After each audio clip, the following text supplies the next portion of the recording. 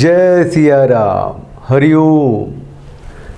अभिसार शर्मा और उर्मिलेश यादव को दिल्ली पुलिस सुबह सुबह वॉक करते हुए पकड़ के ले गई। अब इस पर बात करने के लिए आए हैं कि ये जो वामपंथी पत्रकार हैं या जो सीडो सेकुलर्स हैं या जो कहते हैं तथाकथित मोदी का जो हिंदू चेहरा है उससे नफरत करते हैं या मोदी से नफरत करते हैं, लेकिन अल्टीमेटली वो हिंदू सनातनी संस्था जो है, परंपरा जो है, जो करोड़ों साल पुरानी, उसे नफरत करते हैं। उसके पीछे का कारण पे नहीं जाएंगे, बहुत लंबी चौड़ी बात हो जाएगी। लेकिन बात सिर्फ इतनी सी है कि एक तरफ मनीष कश्यप को एनएसए में जेल में ठुसा हुआ है ना, तो हम लोग कई बार बात करते हैं कि एडिटर्स गिल्ड के 4 पत्रकार थे जो यहाँ से गए थे मणिपुर और आग उगला था और झूठी रिपोर्टिंग करी थी। उन पर एफआईआर किया था मणिपुर ने, तो वो लोग सुप्रीम कोर्ट में गए थे कपिल सिब्बल और अलग तरीके का वर्डिक्ट दे दिया सुप्रीम कोर्ट ने। बोल दिया कि भैया तो क्या ये पत्रकार का फ्रीडम ऑफ एक्सप्रेशन ख़त्म कर दोगे, और अगर एक पत्रकार ने गलत रिपोर्टिंग कर दी, तुम कहते हो झूठी रिपोर्टिंग कर दी, तो कितने पत्रकारों को गिरफ्तार करोगे। और वहीं मनीष पे तो देखिए एनएसए लगा दिया। तो ऐसा ही हुआ है। ये जो अभी गिरफ्तार हुआ है तो लोग अभी कह रहे हैं कि भैया काहे के लिए इतना मेहनत कर रहे हो, सुबह सुबह होगा कपिल सिब्बल कोर्ट में जाएगा, फिर इन लोगों को छुड़ा ले जाएगा। जबकि हकीकत यह है कि जैसे ये गिरफ्तार हुआ तो कपिल सिब्बल का ट्वीट आ गया कि भैया ये अर्ली मॉर्निंग वॉक करते हुए ये क्या हो रहा है ना। वो एक्टिविस्ट कहते हैं उसको जर्नलिस्ट कहते हैं। अभिषेक शर्मा तो ग्रुप जो है बहुत कुछ हो, आरफा खानम ये सब भी अभी बहुत चिल्ला रही है ना। वो लोग पंप कर गए हैं, वो जो सो कॉल्ड जो लिबरल्स पत्रकार हैं, जो वो वामपंथी ओरिएंटेड हैं, जो कांग्रेसी पत्रकार हैं, जो कभी हवाई जहाज से प्रधानमंत्री के साथ ट्रैवल किया करते थे, वो तो अभी आग बबूला हो गए हैं कि भैया ये पत्रकारों को, अभिषेक शर्मा को कैसे उठा लिया, उर्मिलेश यादव को कैसे उठा लिया। अब बाकी सब कह रहे हैं कि भैया हमको भी उठा लेगा, कहीं हमको भी उठा लेगा, तो एक डर पैदा हुआ पड़ा। थोड़ा बैकड्रॉप में जाएंगे ना तो पता चलेगा कि अचानक से दिल्ली पुलिस सुबह सुबह उठ के गई और ऊपर से ऑर्डर आया कि इसको गिरफ्तार करो, गिरफ्तार करके आगे। ऐसा नहीं है, पूरी प्लानिंग है। अब देखिए वो संसद सत्र में निशिकांत दुबे ने कहा था, वहाँ उन्होंने स्टेटमेंट दिया था कि भैया जो न्यूज क्लिक वाले हैं, और अभिषेक शर्मा का नाम भी लिया था, ये लोग टेरर फंडिंग करते हैं भैया। 48 करोड़ रुपए की फंडिंग कैसे हुई, क्या हुई, ये सभी बात कर रहा था। न्यूज क्लिक का भी नाम लिया था। तो कोई संसद में, पार्लियामेंट के अंदर भारतीय जनता पार्टी का संसद सदस्य है और वहाँ वो कह रहा है कि ये जो व्यवस्था है, जो सरकार की राजनीतिक सत्ता है केंद्र में, उसको हिलाने के लिए जो एनजीओ काम करते हैं वो चीन से फंडिंग हुई थी। ठीक, और उसके बाद कुछ दिन के बाद उन लोगों के ऊपर मुकदमा हो गया था, यूएपीए वाला मुकदमा, एनएसए वाला मुकदमा। तो मुकदमा हो गया था, फिर जाकर के पुलिस ने पकड़ा था। ये लोग तो कह रहे थे सीना चौड़ा करके क्या कर रहेगा भैया, जो करना है कर ले, जैसे करना है कर ले, हम तो पत्रकार हैं, हमें आज़ादी है, हम बोल सकते हैं, दिस कर सकते हैं, दैट कर सकते हैं। और वही जो आरफा खानम चिल्ला रही थी, वो जो गया था ना अपना वो अर्नब गोस्वामी, जब उद्धव सरकार थे, डिंग पैंग हुआ था तो उसको ठोका पीटा था, जेल ले गया था। तो उन लोगों ने खुल के कहा था, Arfa Khanam and group, Abhishek Sharma and group मिले थे, सब ठीक हुआ भैया, हम तो पत्रकार हैं, इसका क्या मतलब है कि तुम ऐसे बदतमीजी करोगे। जो भी है, अर्नब गोस्वामी पे तो क्या कहते हैं, टेरर फंडिंग का तो आरोप नहीं था ना।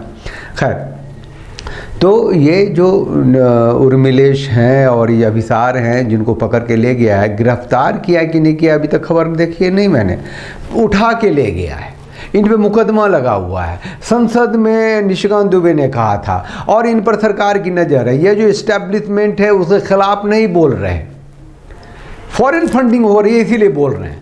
और मेरा पर्सनली व्यक्तिगत रूप से इन लोगों से ज़रा गिला शिकवा ये होता है कि ये लोग धूर्त हैं, मक्कार हैं। ये मोदी का विरोध करें ना भाई, मेरा क्या है, राजनीतिक सत्ता में विरोध तो होता है, लेकिन ये मोदी का विरोध नहीं करते, ये देश का विरोध कर लेते हैं। और देश का जो बहुसंख्यक आबादी है, जो हिंदू है, सनातनी है, जिसकी भी संस्कृति है, परंपरा है, जो भारत के बंटवारे के बाद का जिसका देश है, उसके विरोध में खड़े होते हैं, बहुत खुल के विरोध करते हैं और बहुत गंदे तरीके से विरोध करते हैं। इसके लिए किसी भी हद तक जा सकते हैं।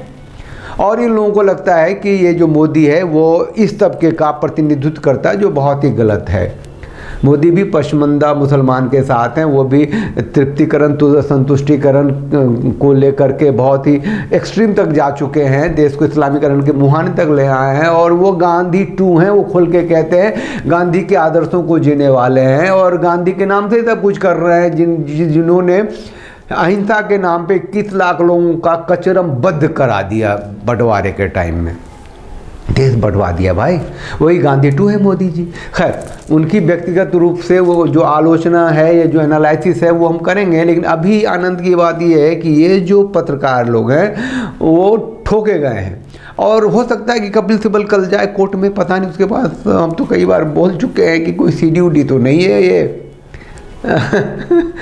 आदरणीय महानुभावों का वहाँ जजमेंट देते हैं, बताइए, मैंने इसके सबको जेल में डाल देते हैं, ऐसे लगा रहने देते हैं। और उस पर भी अभी पिछला ही प्रोग्राम तो था कि बिहार के गवर्नर ने कह दिया है कि भैया ये कौन सा सुप्रीम कोर्ट है, इसका पक्षपाती रवैया कैसा है ना, ये लोग कौन से फंडामेंटल राइट, फंडामेंटल ड्यूटीज़ को देखते हैं, ह्यूमन अप्रोच को नहीं देखते हैं।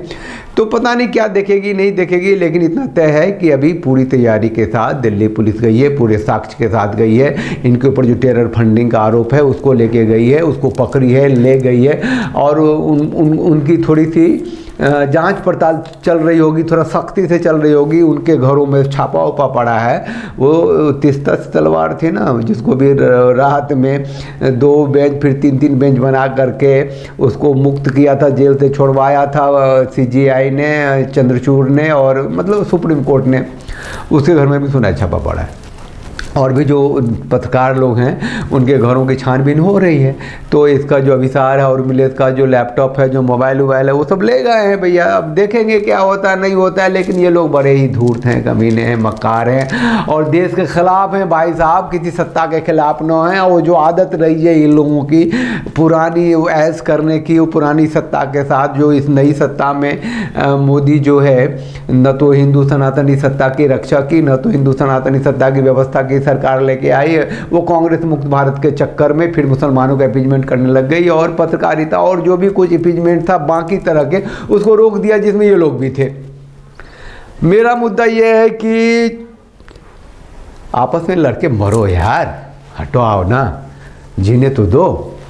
मैं अब अगला जो वीडियो है वो थोड़ा सा सीरियस किस्म का होगा, ज़रा आ जाइएगा, देख लीजिएगा। बिहार में जो जातिगत जनगणना हुई है उस पर बात करेंगे। फिलहाल आप सब जो अभी देख रहे हैं चैनल को लाइक कीजिए, शेयर कीजिए, सब्सक्राइब कीजिए, अब बेल आइकन को प्रेस कर दीजिए, जिससे आपको नोटिफिकेशन मिलता रहेगा। और इस चैनल जो न कारखाने में तूती की आवाज़ है, थोड़ा सा इसको बड़ी आवाज़ बना दीजिए, थोड़ा सा सपोर्ट कीजिए, सब्सक्राइब करते चलिए इसको, और शेयर कर लीजिए अगर हो सके तो। अच्छे कमेंट्स जो आपके दिल से उपजे वो लिखिए। क्या करेंगे हम, हिंदू हैं, सनातनी है, राष्ट्रवादी हैं, हिंदू के लिए, सनातनी के लिए, राष्ट्रवादियों के लिए आते हैं, आवाज़ उठाते हैं। अगर आप हैं तो अपनी आवाज़ ज़रूर मिलाइए। जय सिया राम, हरिओम।